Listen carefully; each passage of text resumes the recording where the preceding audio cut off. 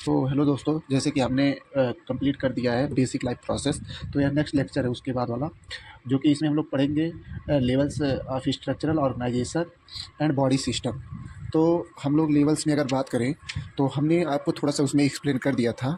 Levels में अगर हम लोग देखें, levels of structural organisation organisation तो इसमें हमने पहले हल्का सा बात कर दिया था। इसमें पहले है सेल।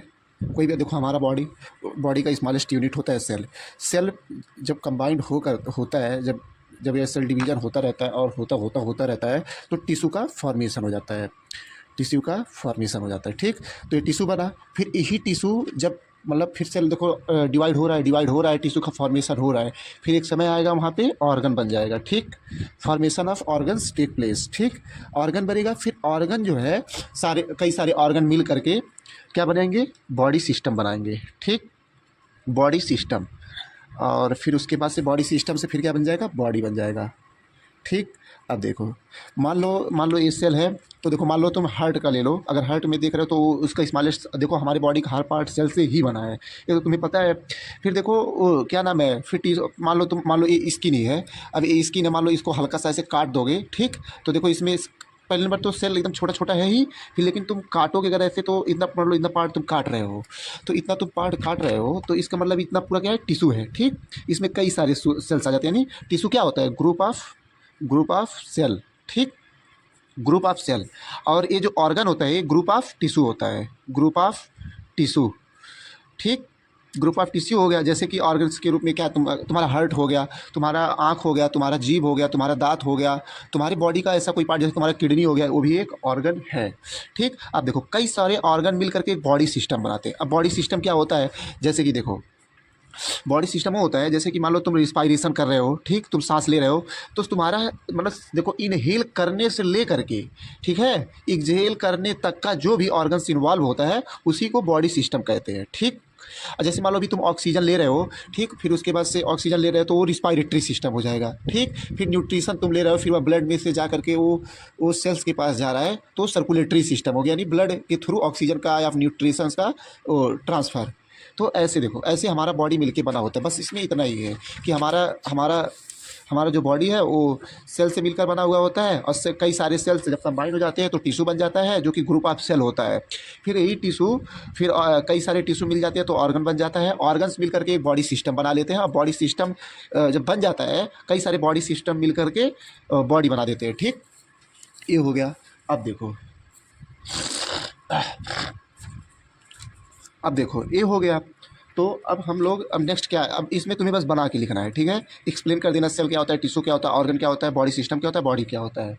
अब हमारा जो नेक्स्ट टॉपिक है, बॉडी सिस्टम, ठीक। ऑर्गन्स तुम्हें बॉडी के पते हैं, तुम ऐसे ही काउंट कर लोगे। तुम्हें बॉडी सिस्टम जानना है, ठीक। तो हम बताते हैं हमारे बॉडी में बॉडी सिस्टम,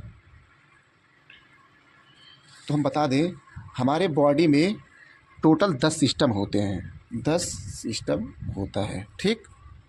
10 सिस्टम। अब कौन कौन से हैं वो, अब देखो पहला आ गया, पहला क्या आ गया, पहला आ गया स्केलेटन सिस्टम, स्केलेटन सिस्टम। फिर क्या आ गया, मस्कुलर सिस्टम, मस्कुलर सिस्टम। फिर क्या आ गया, रिप्रोडक्शन सिस्टम, रिप्रोडक्टिव सिस्टम उसे कह सकते हो, रिप्रोडक्टिव सिस्टम। फिर क्या आ गया, नर्वस सिस्टम, नर्वस सिस्टम। फिर क्या हो गया, इम्यून सिस्टम, इम्यून या लिम्फेटिक सिस्टम, ठीक। ये हो गया। फिर तुम्हारा एक और क्या हो गया, देखो अभी 3 2 5 हुए, अभी 5 रह गया है, ठीक। अब देखो एक सर्कुलेटरी सिस्टम हो जाएगा, सिस्टम। एक क्या हो जाएगा, digestive system, digestive system. Endocrine, endocrine, exocrine. और क्या, और क्या लिव हो गया, हाँ। और एक होता है इंटेग्यूमेट्री, ठीक। ये सिस्टम लगा लेना, ठीक। सिस्टम सिस्टम ये तुम्हें याद करना ही पड़ेगा। अब देखो काउंट करो कितना हुआ, 1 2 3 4 5 6 7 8 9 10, टोटल 10 सिस्टम हो गए। अब इन्हें हम हल्का हल्का इनके बारे में क्या नाम है जानेंगे, हल्का हल्का बस। तो देखो जो स्केलेटन सिस्टम है बस हल्का हल्का जानना है और तुम्हें इसके बारे में एक्सप्लेन कर देना है। वैसे 7 नंबर में क्वेश्चन आते हैं, अगर आना होगा आएगा 7 नंबर में, तो हम इसको हल्का हल्का एक्सप्लेन कर देंगे। देखो तुम्हें जाहिर सी बात है, तुम्हें इतना तो पता है कि मतलब हमारे बॉडी में हड्डियाँ हैं, ठीक। तो देखो हर जगह तुम्हारी बॉडी के हर जगह स्केलेटन्स प्रेजेंट है, ठीक। तो ये क्या इसको तुम क्या कह सकते हो कि मतलब ये हमारी बॉडी को एक ढांचा देता है, ठीक, एक स्ट्रक्चर देता है। इट प्रोवाइड स्ट्रक्चर, ठीक।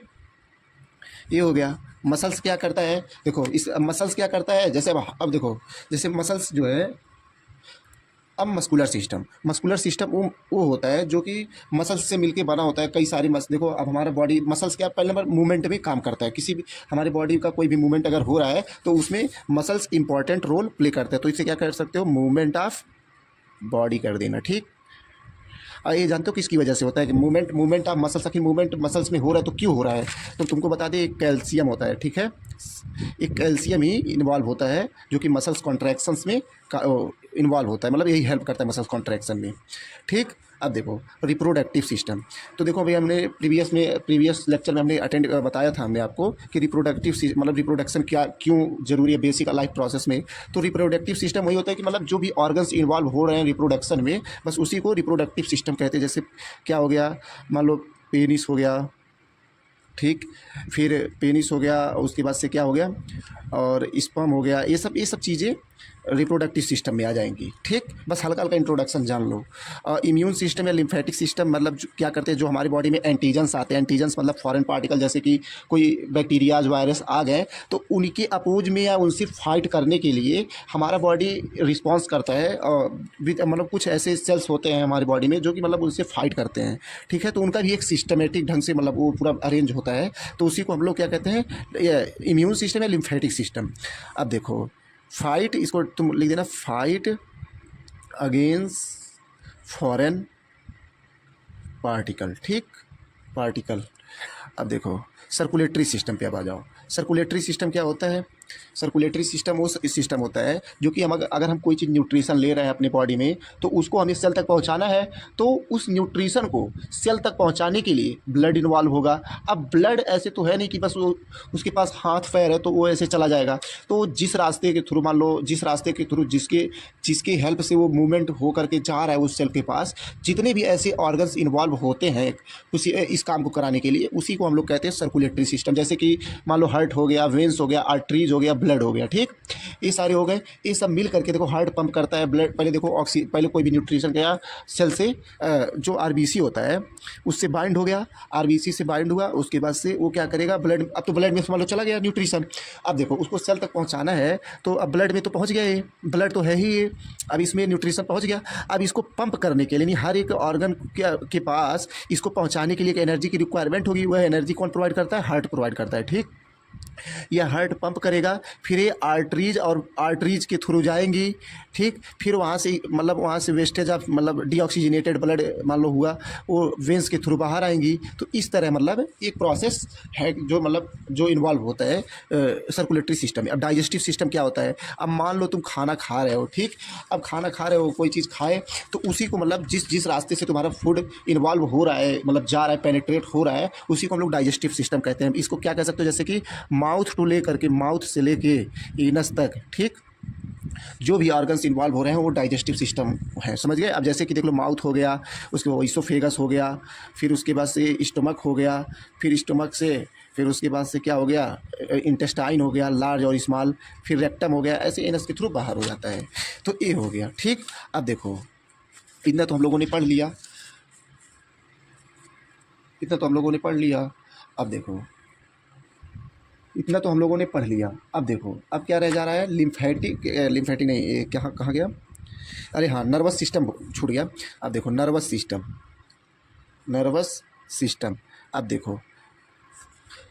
अब देखो नर्वस सिस्टम वो होता है जो कि हमें किसी चीज़ को, नर्वस सिस्टम वो होता है अब देखो नर्वस सिस्टम वो होता है जो कि हमें किसी चीज़ को लेकर के रिस्पॉन्स मतलब जनरेट करने में हेल्प करे। जैसे कि मान लो अभी तुम लोग एक इजी एग्जांपल दे देते हैं, जैसे कि घर में जब कोई खाना बनाते हैं या कोई गर्म चीज़ जब हम लोग छू देते हैं तो देखो हाथ तुरंत ऑटोमेटिक हट जाता है। तो किसकी वजह से हो रहा है? नर्वस सिस्टम की वजह से। मतलब तुम्हारी बॉडी को हार्म ना हो इसके लिए होता है कि कोई एक्सटर्नल चीज़ों से जो तुम्हारी बॉडी के लिए फेयर नहीं है, सूटेबल नहीं है, तो उससे बचने के लिए नर्वस सिस्टम होता है। ठीक, ये एक्सप्लेन कर दिया। देखो मैं तुम्हें बस समझा रहा हूँ, ये सब फास्ट रिवीजन वीडियो है। लाइन सिस्टम क्या?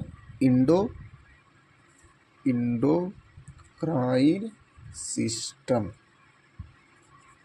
अब देखो इंडोक्राइन सिस्टम वो होता है, ये मतलब ये इंडोक्राइन रिस्पॉन्सिबल होता है, रिस्पॉन्सिबल होता है हार्मोन्स के लिए, जैसे कि डोपामीन। ठीक, अब देखो डोपामीन क्या करता है? डोपामीन हमेशा तुम्हें रिलैक्स करता है। ठीक, डोपामीन क्या करता है? डोपामीन हमेशा रिलैक्स करता है ह्यूमन बॉडी को।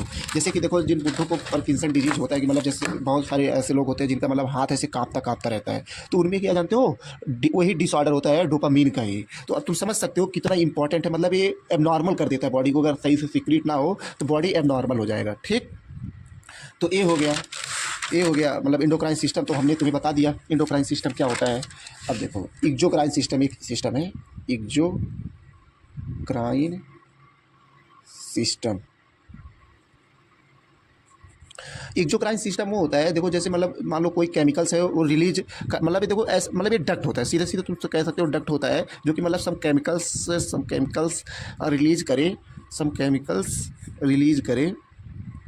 जैसे कि तुम कह सकते हो कि देखो बाइल जूस जो है, ठीक, बाइल जूस जो कि लीवर से रिलीज होता है, लीवर से रिलीज होता है। ठीक, रिलीज होता है और रिलीज होता है थ्रू बाइल डक्ट एक होता है बाइल डक्ट। अभी क्या करता है बाइल जूस? क्या करता है? डिटॉक्सिफिकेशन करता है। ठीक, डिटॉक्सिफिकेशन करता है ऑफ फूड। ठीक, अब तुम समझ रहे हो ना कि कितना इंपॉर्टेंट है।